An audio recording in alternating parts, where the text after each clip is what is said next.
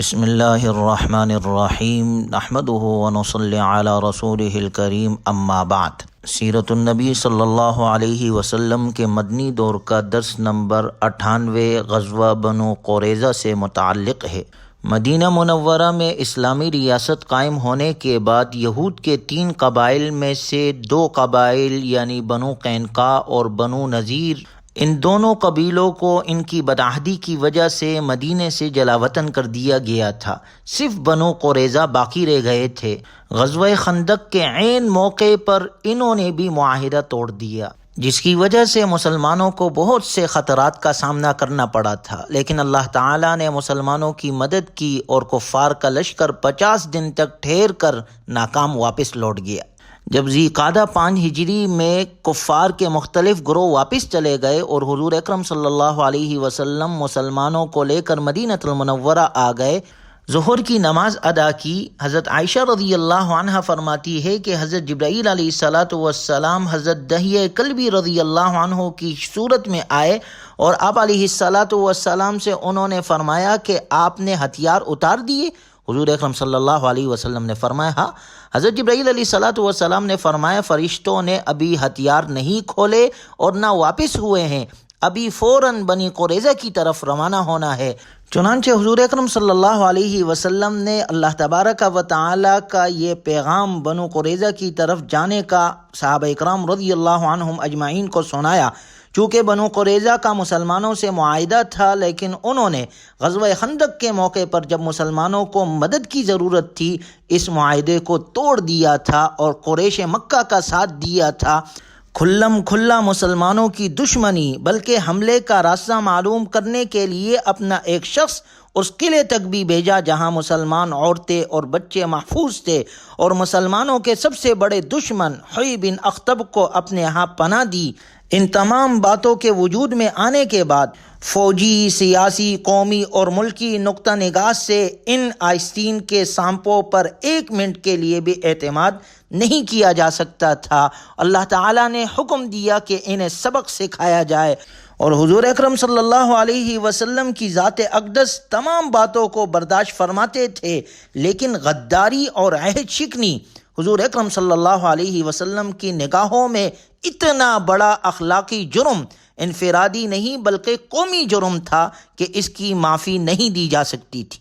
اس لیے اس سے ہمیں بھی یہ سبق ملتا ہے کہ جو شخص یا جو قوم ایک بار اپنے عہد سے پھر جائے، اس پر کبھی اعتماد نہیں کیا جا سکتا۔ چنانچہ آپ علیہ السلام نے مدینہ منورہ میں عبداللہ بن مکتوم رضی اللہ عنہ کو اپنا نائب بنایا اور حضرت علی رضی اللہ عنہ کو اسلام کا جھنڈا دے کر لشکر روانہ کیا، اور صحابہ کرام رضی اللہ عنہم اجمعین سے آپ نے فرمایا کہ عصر کی نماز بنو قریظہ میں جا کر پڑھے۔ صحابہ کرام رضی اللہ عنہم اجمعین نے آپ صلی اللہ علیہ وسلم کا حکم سن کر بنو قریظہ کا رخ کیا۔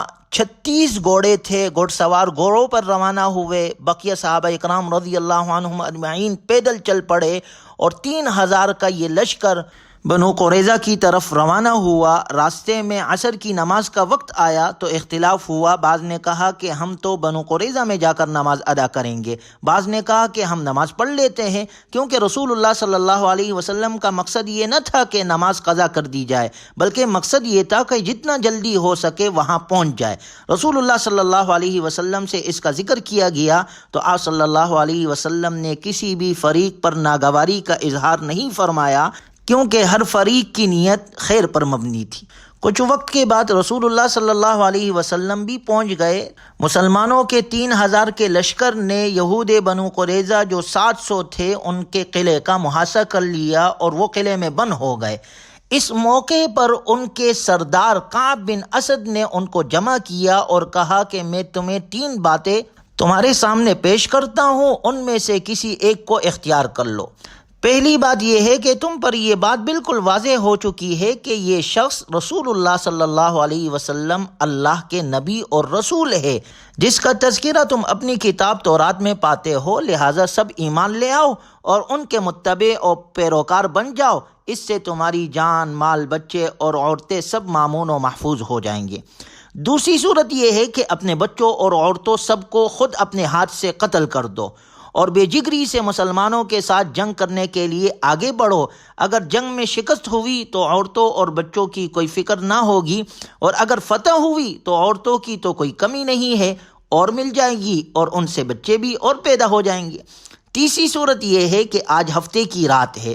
ممکن ہے کہ مسلمان یہ سمجھ کر کہ ہفتے کا دن یہود کے احترام کا دن ہے، اس دن میں وہ لڑتے جھگڑتے نہیں ہیں، ہمارے حملے سے مطمئن اور غافل ہو، لہٰذا سب مل کر آج ہی کی رات میں مسلمانوں پر حملہ کرو اور ان کی غفلت سے فائدہ اٹھاؤ۔ کعب بن اسد جو بنو قریظہ کا سردار تھا، اس نے یہ 3 باتیں بنو قریظہ کے سامنے پیش کی، لیکن انہوں نے تینوں باتیں تسلیم نہیں کی۔ انہوں نے کہا کہ نہ تو ہم اپنا دین چھوڑ سکتے ہیں، نہ اپنے عورتوں اور بچوں کو قتل کر سکتے ہیں، اور نہ ہی ہفتے کی رات حملہ کر کے اس محترم دن کی بے حرمتی کر سکتے ہیں۔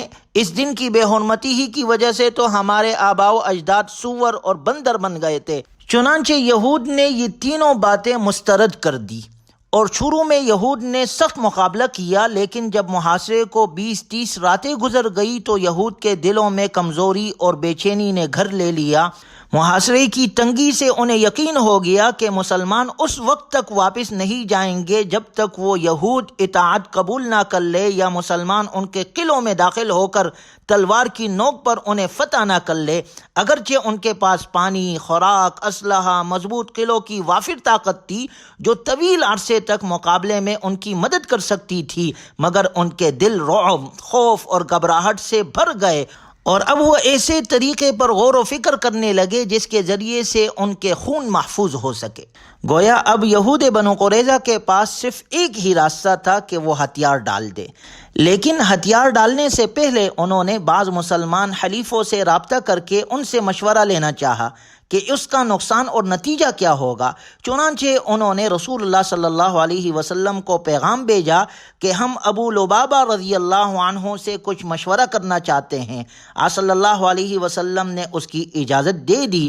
حضرت ابو لبابہ رضی اللہ عنہ فرماتے ہیں کہ میں یہود کے پاس گیا تو ان کے سردار کعب بن اسد نے کہا کہ ہماری حالت تمہارے سامنے ہے، ہمارا محاصرہ سخت ہو گیا ہے، ہم ہلاک ہو گئے ہیں۔ کہتے ہیں جب میں وہاں پہنچا تو سارا کا سارا قبیلہ میرے ارد گرد جمع ہو گیا، عورتیں اور بچے داڑیں مار مار کر رونے لگے۔ حضرت ابو لبابہ رضی اللہ عنہ نے گلے پر ہاتھ پھیر کر اشارے سے ان کو بتا دیا کہ تم کو قتل کر دیا جائے گا، لیکن فوراً ہی انہیں اپنے غلطی کا احساس ہو گیا کہ مجھ سے رسول اللہ صلی اللہ علیہ وسلم کا راز فاش ہو گیا۔ فوراً پشیمان ہوئے اور انا للہ و انا الیہ راجعون پڑھا، اور حضرت ابو لبابہ رضی اللہ عنہ خود کہتے ہیں اللہ کی قسم میرے پاؤں ابھی اپنی جگہ سے ہلے نہ تھے کہ مجھے اچھی طرح احساس ہو گیا کہ میں نے اللہ اور اس کے رسول صلی اللہ علیہ وسلم سے خیانت کر دی۔ حضرت ابو لبابہ رضی اللہ عنہ کے اس فعل پر اللہ تعالیٰ نے یہ فرمان نازل کر دیا، یا ایھا الذین آمنوا لا تخونوا اللہ والرسول وتخونوا اماناتکم وانتم تعلمون، اے ایمان والو تم اللہ اور اس کے رسول صلی اللہ علیہ وسلم سے خیانت نہ کرو، اور نہ تم آپس کے امانتوں میں خیانت کرو جبکہ تم جانتے ہو۔ ادھر رسول اللہ صلی اللہ علیہ وسلم محسوس کر رہے تھے کہ ابو لبابہ رضی اللہ عنہ کی واپسی میں دیر ہو رہی ہے۔ آپ صلی اللہ علیہ وسلم نے دریافت کیا کیا ابو لبابہ اپنے حلیفوں سے فارغ نہیں ہوئے؟ صحابہ اکرام رضی اللہ عنہم اجمعین نے بتایا کہ اللہ کے رسول اللہ کی قسم وہ قلعے سے واپس نکل آئے تھے، ہمیں نہیں معلوم پھر وہ کہاں چلے گئے۔ آپ صلی اللہ علیہ وسلم نے فرمایا ابو لبابہ کو ضرور کوئی سنگین معاملہ پیش آ گیا ہے۔ اتنے میں مسجد کی طرف سے ایک آدمی آیا، اس نے کہا اللہ کے رسول میں نے ابو لبابہ کو مسجد میں دیکھا ہے، اس نے اپنے آپ کو مسجد کے ایک ستون کے ساتھ باندھا ہوا ہے۔ آپ صلی اللہ علیہ وسلم نے فرمایا یقیناً میرے بعد اس کو آزمائش نے آ لیا ہے، اگر وہ میرے پاس آ جاتا تو میں اس کے لیے استغفار کرتا، جب اس نے ایسے کر ہی لیا ہے تو اب میں اسے اس کی جگہ ہی سے ہرگز نہیں ہلا سکتا حتیٰ کہ اللہ تعالیٰ اس کے بارے میں جو چاہے فیصلہ فرما دے۔ جب تک اللہ تعالیٰ نے چاہا یہ جلیل القدر صحابی آزمائش میں پڑے رہے، اس کے بعد اللہ تعالیٰ نے حضرت ابو لبابہ رضی اللہ عنہ کی توبہ قبول فرمائی، اور اللہ کے رسول صلی اللہ علیہ وسلم نے انہیں اپنے ہاتھوں سے کھولا۔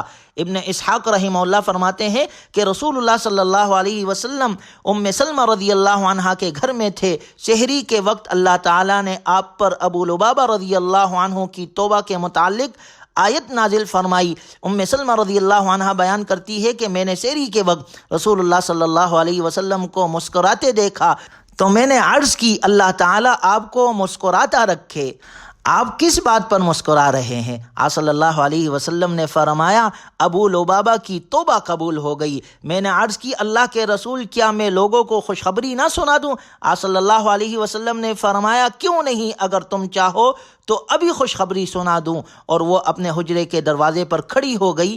یہ پردے کی فرضیت سے پہلے کی بات ہے، اور کہا کہ ابو لبابہ خوش ہو جاؤ، اللہ تعالیٰ نے آپ کی توبہ قبول کر لی۔ لوگ یہ سن کر ابو لبابہ رضی اللہ عنہ کو کھولنے کے لیے دوڑے۔